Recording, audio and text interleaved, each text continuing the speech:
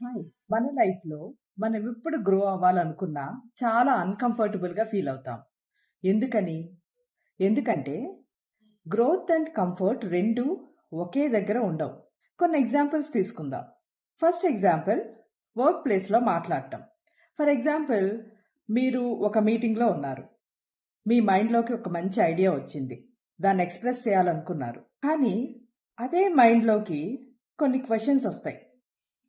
ఒకవేళ నేను ఈ ఐడియా చెప్తే అక్కడున్న వాళ్ళు ఇది ఫూలిష్ ఐడియా అనుకుంటారేమో, లేకపోతే నా వర్డ్స్‌ని గానీ, నా బాడీ లాంగ్వేజ్‌ని గానీ జడ్జ్ చేస్తారేమో, ఇలాంటి డౌట్స్ వచ్చి సైలెంట్‌గా ఉండిపోతాం ఎక్స్‌ప్రెస్ చేయకుండా. సైలెంట్‌గా ఉండిపోవడం అనేది చాలా కంఫర్టబుల్‌గా ఉంటుంది.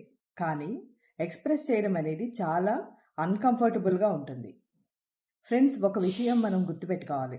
కరేజ్ అనేది డిస్కంఫర్ట్ తర్వాతే బిల్డ్ అవుతుంది, అంతకంటే ముందు కాదు.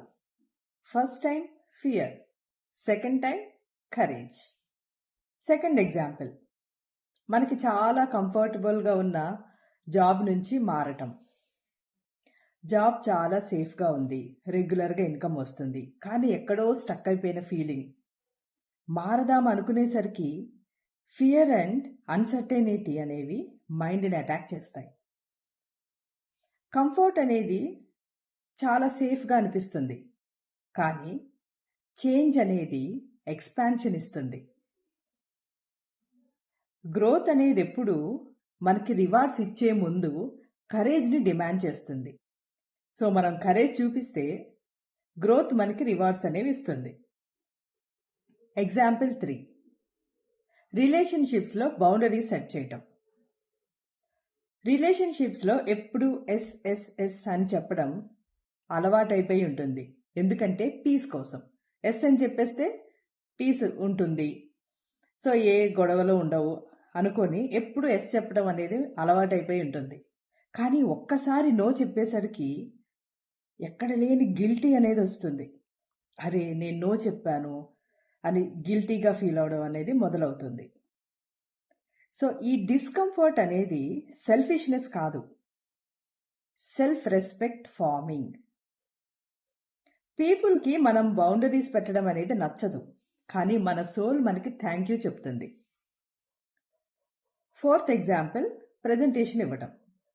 సో ప్రజెంటేషన్ ఇచ్చే ముందు మనకేమనిపిస్తుంది? ఎక్స్పోజ్ అవుతాము, జడ్జి చేయబడతాము అనిపిస్తుంది.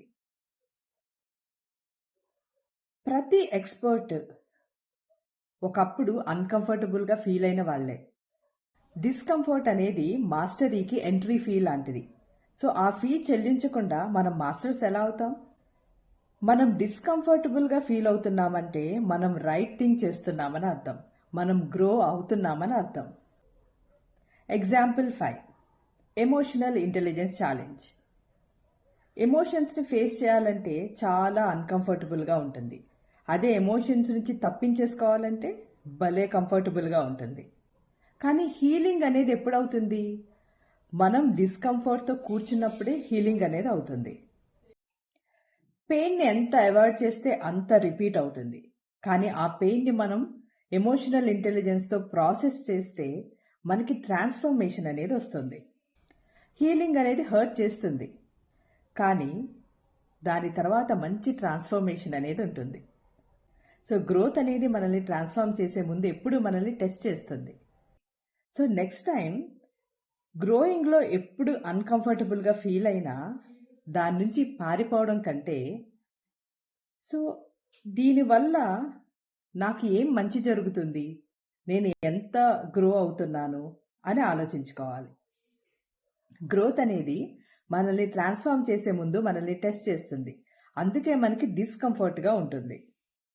ఎప్పుడైనా మీరు ఈ డిస్కంఫర్ట్ని ఎక్స్పీరియన్స్ చేస్తున్నట్లయితే గ్రోయింగ్ ప్రాసెస్లో ఇది నా మంచికే అని ఆలోచించుకోవాలి.